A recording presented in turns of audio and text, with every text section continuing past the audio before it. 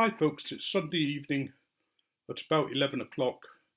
I'm having a final smoke before bed and I wanted to put up a video. I'm smoking my meerschaum pot on a falcon and you can see it's already beginning to colour up nicely.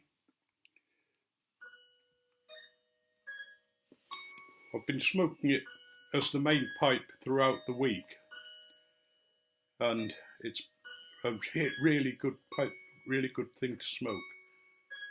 It smokes right through, it's dry, very nice to smoke.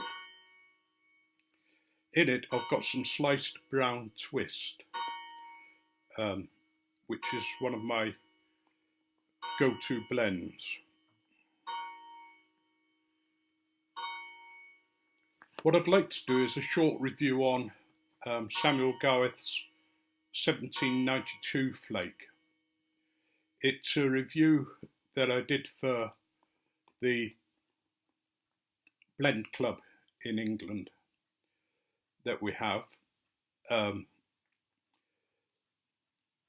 It's a very strong nicotine hit apparently, but I don't get nicotine hits. I mean, that's why I can smoke this all day.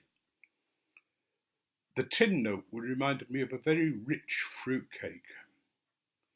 It was quite a nice smell. I didn't get it in a tin, I got it in a packet because I'm too tight to buy a tin for a review. So I bought 25 grams from GQ Tobaccos. It's a very dark flake, a beautiful dark flake. And for me it was dry enough to smoke straight away without any drying.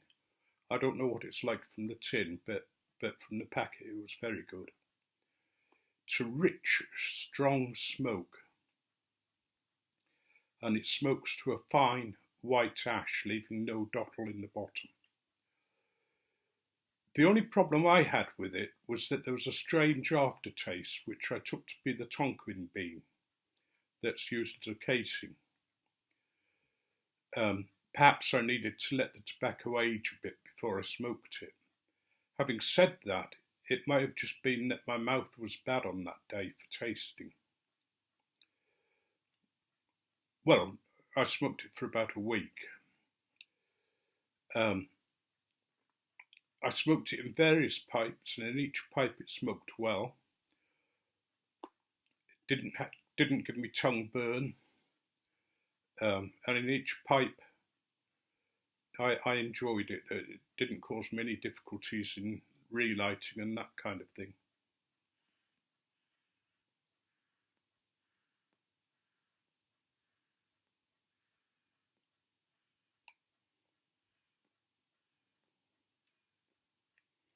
For me, it was a reasonable smoke for any time of the day.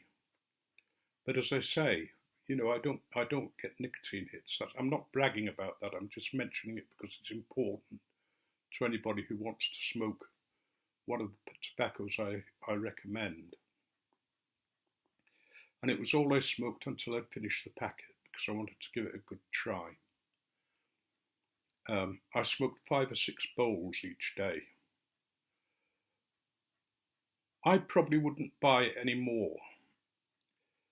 Not because it was bad, but because I've got a lot of flakes, I've got a lot of strong tobaccos. Having said that, I might buy a tin to keep in the cellar, just in case at some time in the future I decide to have another try. The room note was tolerable. I smoke indoors and Carolyn didn't object to the smoke of it.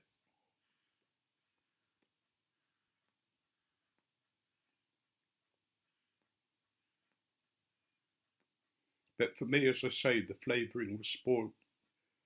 The smoke was spoiled by what I took to be the casing.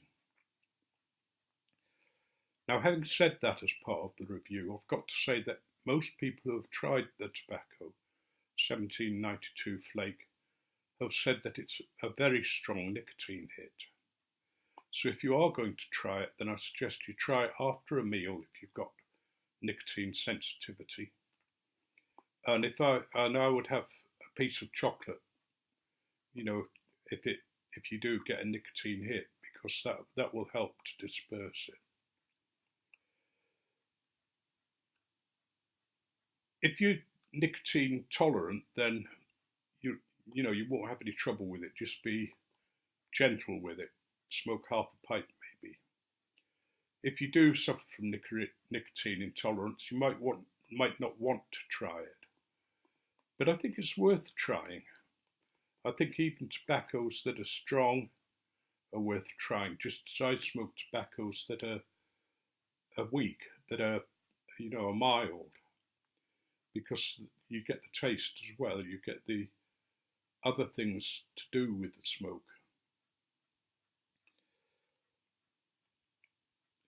I think that's all I'm going to say about it. I think it's well worth smoking. It's well worth trying. And as I say, I'll probably buy a tin for the cellar, but it's not something that I'm going to smoke regularly. Just to keep you updated on Mick, he's doing very well at the moment. He even managed to get to the pub one day. They've cut down on his steroids and it doesn't seem to be affecting him too badly.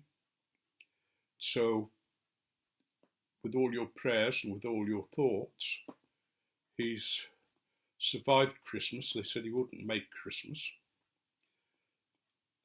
Pam's saying that he's quite good at the moment, although with the cancer being in the brain, he does have times where it's difficult for him to communicate, to think straight. But then at other times he's quite lucid, quite okay. Pam is virtually at her wit's end now with it. She's taken a lot of stress looking after Mick, and she really needs a rest and some prayers. But I doubt whether she'll have a rest until Nick's gone. So that's Nick. I've started the gym as part of my slimming regime and to help me to get fit. I'm still losing weight, about 3 or 4 pounds a week. I'll get weighed on Tuesday and I might let you know how I'm getting on then.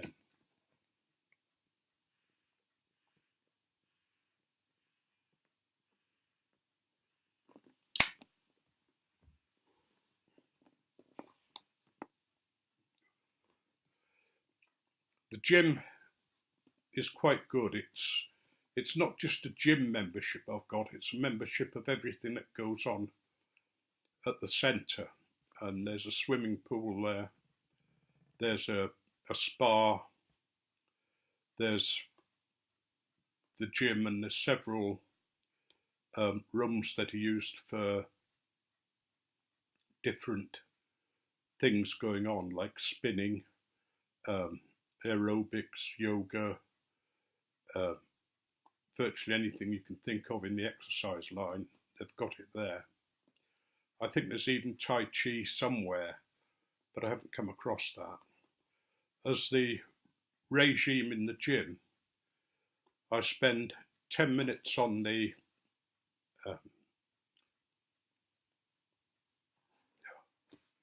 treadmill at a fast walk.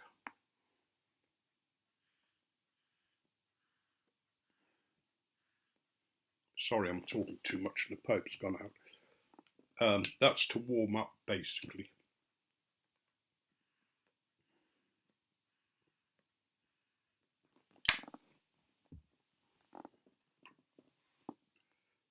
Then I move on to the cycles and do a half an hour cycling on what they call a variation. So you start off at the lowest sort of tension, and then it works its way up various hills and down various hills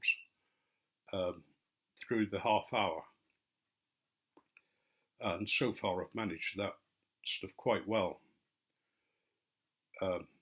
And in fact, it's quite a good exercise. It burns off something like 100 calories in half an hour.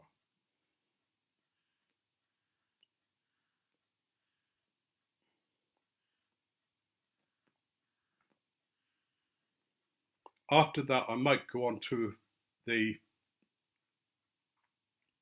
rowing machine. I don't always do 10. I'll do 10 minutes on that, and then every other time I go, I also include weights. There's about 3 or 4 different weight machines that I go on to try and get rid of the flab and build up some muscles in my arms and in my body. I wondered whether I'd keep going, because you sort of think, oh, gyms, you go with all the good intentions. But so far I go at least 3 times a week, every other day, and I have Saturday and Sunday off.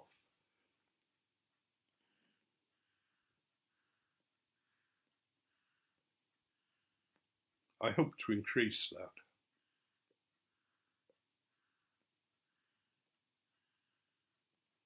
And on Wednesdays at lunchtime, there's a circuit that one of the tutors from the gym runs.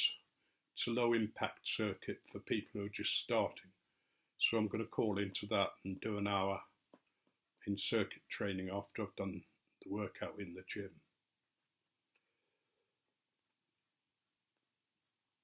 The Slimming Club's really been good for me. I get on well with the various people there. They're very friendly, and we usually have a laugh or two. Slimming World has really worked for me, and I'd recommend it to anybody. I don't know what the American system of Slimming World's like, but over here in England it's excellent, especially if you get a good tutor. And we've got a very good tutor. She knows what it's like to be overweight, and she lost a lot of weight in joint and then became a tutor afterwards. I think I'm something like 16 stone 7 at the moment, maybe.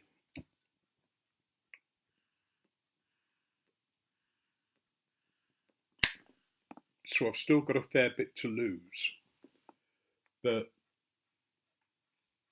I can't see any problem with it. I want to get down to 12 stone or just under, maybe even 11.5. That way I'll be in the ideal BMI range.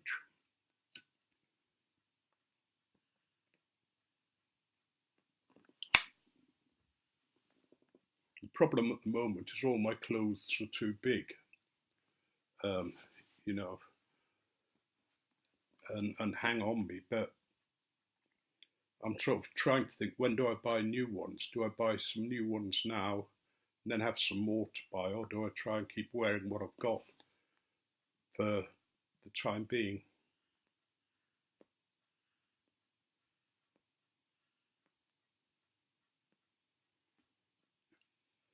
I don't do any writing at the moment, although I'm thinking of going to writing group next Thursday maybe, and just to try and start up writing again, because it's something I want to do. And I think I mentioned in an earlier video that I want to also try and do some form of study. It's just whether I do that by myself or whether I take some kind of course. Carolyns said I could go to Open University or to the local university, but that costs quite a bit, and we're not exactly well off. But she said we could get the money together. I don't know. As for Carolyn, she's managing, but her mobility is beginning to get worse.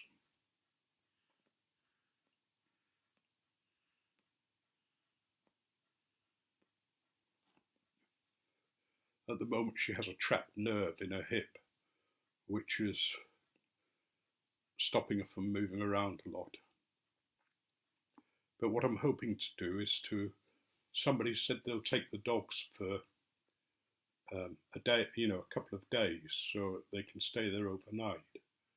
And what I want to do is to take Carolyn down to see the children, Wharf Valley Boy and Rebecca, because she hasn't seen them for a while and I haven't. And what we'll probably do is stay at the hotel, the Queen's Hotel near the station in Leeds. It's a very, very nice hotel to stay in, but I can get quite good rates there. So I'm hoping to do that, because the problem with going away for a week's holiday is that we'd need to either hire a mobility scooter where we go or take our mobility scooter along. And it's quite heavy and needs taking apart to put in the car. So I want to maybe do that next week, see whether I can get it in the car without too much trouble.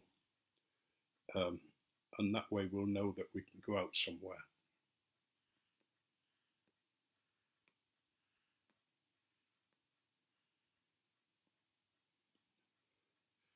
The ideal thing would be to get a lighter scooter, but they're fairly expensive. And there might come a time when Carolyn needs a wheelchair, a self-mobile wheelchair, which will be another expense, but we'll see.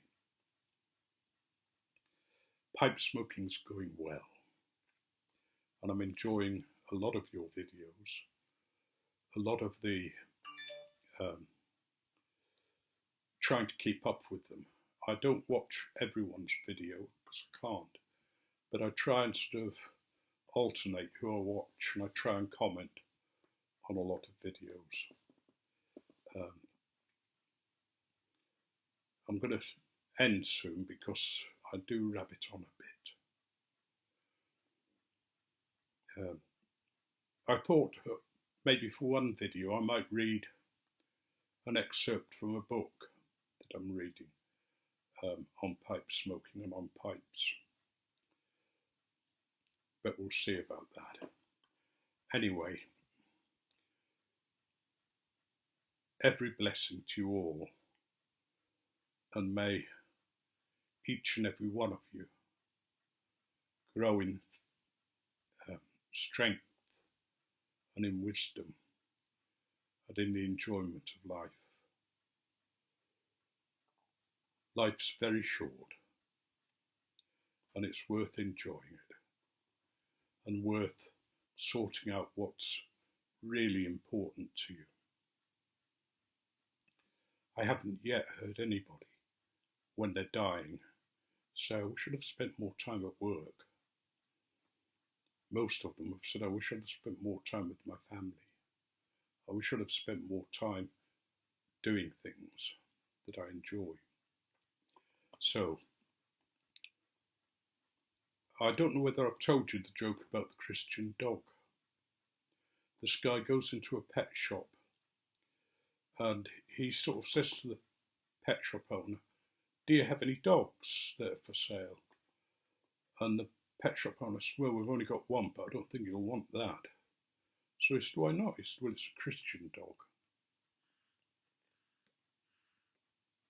So the guy said, "What do you mean it's a Christian dog?" So he said, "Well, I'll show you." So he calls Fido.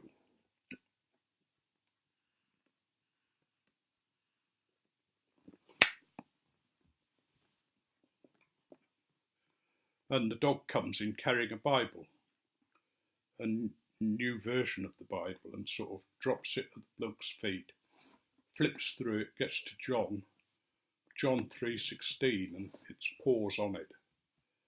And it just points out, for God so loved the world that all who believed in him should not perish but have eternal life. So the bloke's amazed. He said, "That's marvellous." He said, "What else does the dog do?" So the pet shop owner "Pray, Fido." And the dog puts its paws together and its head down and its eyes shut and says its prayers. And he says, "Well, I'm going to have it. I'll have that dog." So he says, "Well, okay."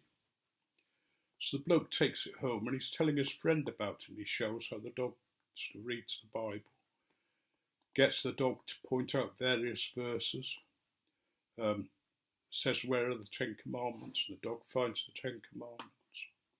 And he says, "Pray." And the dog prays. And his friend said, "Well, that's great, but does it do any doggy things? You know, the things that the usual trained dog does." So he said, "Well, what kind of things?" Well, he said, "You know, obedience." He said, "If I said heel," and the dog leaps up and lays its paws on the man's head. Night, night.